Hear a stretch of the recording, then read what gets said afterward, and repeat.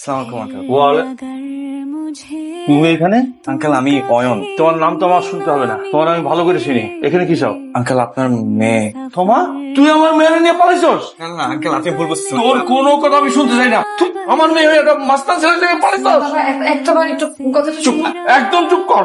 এই ফালতু ছেলেটার সঙ্গে আমার মেয়ে হয়ে পালাইছস? আঙ্কেল আমি বুঝতেছি না। দেখো, অবস্থা দেখো, আমি কিছু বললেই তো দোষ। কিন্তু একটা ফালতু ছেলের লাগে তুইও পালাইছস। বাবা একটাবার কথাটা বুঝো। তোর কোনো কথা আমি শুনতে চাই না। এক্সপ্লেইন করতে দেন আঙ্কেল।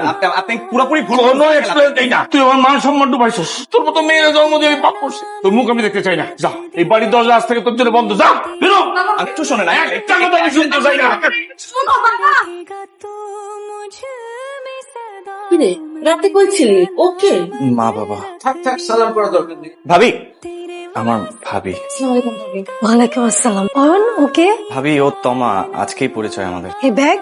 ব্যাগটা ওর, ও কয়টা দিন আমাদের বাসায় থাকবে আর কি। বাহ, একদিনের পরিচয় তুমি একটা মেয়েকে রাস্তা থেকে বাসায় নিয়ে আসছো? এই দেখি সরাইখানা পাইছো? মা কিছু বলবো না ভাবি, এগুলো কি বলতেছে? একদিনের পরিচয় আপনার ছেলে যে মেয়েকে রাস্তা থেকে তুলে নিয়ে আসছে। আপনি যদি সঠিক সময় সঠিক শিক্ষা দিতেন আজকে আপনার ছেলে এই কাহিনী করতো না। ভাবি এখন কিন্তু বাড়াবাড়ি হয়ে যাচ্ছে না? বাড়াবাড়ি কি দেখছো তুমি? আমি তো কিছু বলেই নাই। এই তানভীরের আব্বা, এদিকে আসো। তোমার ভাই কাকে নিয়ে আসছে তুমি দেখো। কিরে অয়ন, কে এটা? তমা। সেটা তো বুঝলাম, এখানে কি? ভাইয়া ও ওই বাসা থেকে রাগ করে চলে আসছে, তো আমি আমাদের বাসায় নিয়ে আসছি, কয়টা দিন থাকবে। বাহ, খুব ভালো কাজ করছিস। তোর আগে এটা ভাবা উচিত ছিল এ বাসায় তোর নিজের থাকার জায়গা আছে কিনা।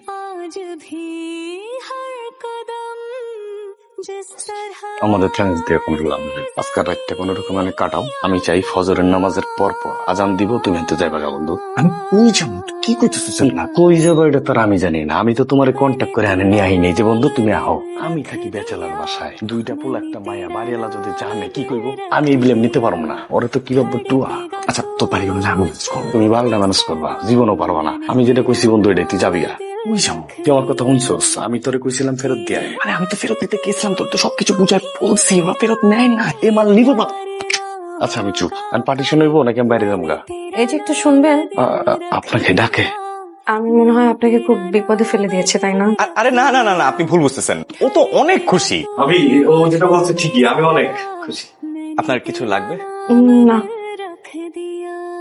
নিজের বাসা নিজেরই জায়গা নাই। এই তুমি আমারে ভাবি ডাকলি কেন? তাহলে কি বলা উচিত চাচ্ছিল? চাচি ফেরত দিতে গেছিলি, লইছে লয় নাই, তার মানে ঝুলে গেছে। বিয়ে তো করবি, আগে তে ভাবি পেলাম, দোষ কি করছি?